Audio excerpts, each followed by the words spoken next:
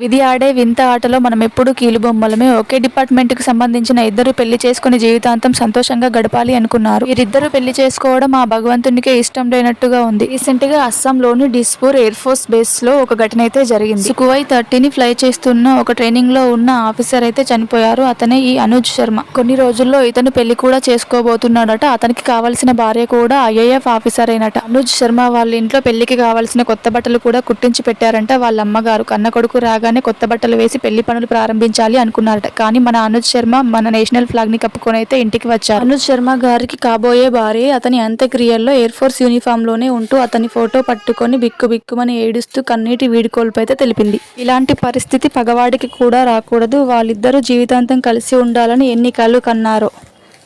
విధి ఆడే వింత ఆటలో మనం ఎప్పుడూ కీలుబొమ్మలమే. ఒకే డిపార్ట్మెంట్ కి సంబంధించిన ఇద్దరు పెళ్లి చేసుకుని జీవితాంతం సంతోషంగా గడపాలి అనుకున్నారు. వీరిద్దరూ పెళ్లి చేసుకోవడం ఆ భగవంతునికే ఇష్టం లేనట్టుగా ఉంది. రీసెంట్ గా అస్సాంలోని డిస్పూర్ ఎయిర్ ఫోర్స్ బేస్ లో ఒక ఘటన అయితే జరిగింది. సుఖోయ్ 30ని ఫ్లై చేస్తున్న ఒక ట్రైనింగ్ లో ఉన్న ఆఫీసర్ అయితే చనిపోయారు. అతనే ఈ అనుజ్ శర్మ. కొన్ని రోజుల్లో ఇతను పెళ్లి కూడా చేసుకోబోతున్నాడట. అతనికి కావలసిన భార్య కూడా IAF ఆఫీసర్ అయినట. అనుజ్ శర్మ వాళ్ళ ఇంట్లో పెళ్లికి కావాల్సిన కొత్త బట్టలు కూడా కుట్టించి పెట్టారంట వాళ్ళ అమ్మగారు. కన్న కొడుకు రాగానే కొత్త బట్టలు వేసి పెళ్లి పనులు ప్రారంభించాలి అనుకున్నారట. కానీ మన అనుజ్ శర్మ మన నేషనల్ ఫ్లాగ్ ని కప్పుకొని అయితే ఇంటికి వచ్చారు. అనుజ్ శర్మ గారికి కాబోయే భార్య అతని అంత్యక్రియల్లో ఎయిర్ ఫోర్స్ యూనిఫామ్ లోనే ఉంటూ అతని ఫోటో పట్టుకొని బిక్కుబిక్కుమని ఏడుస్తూ కన్నీటి వీడ్కోలుపై అయితే తెలిపింది. ఇలాంటి పరిస్థితి పగవాడికి కూడా రాకూడదు. వాళ్ళిద్దరూ జీవితాంతం కలిసి ఉండాలని ఎన్ని కలలు కన్నారో.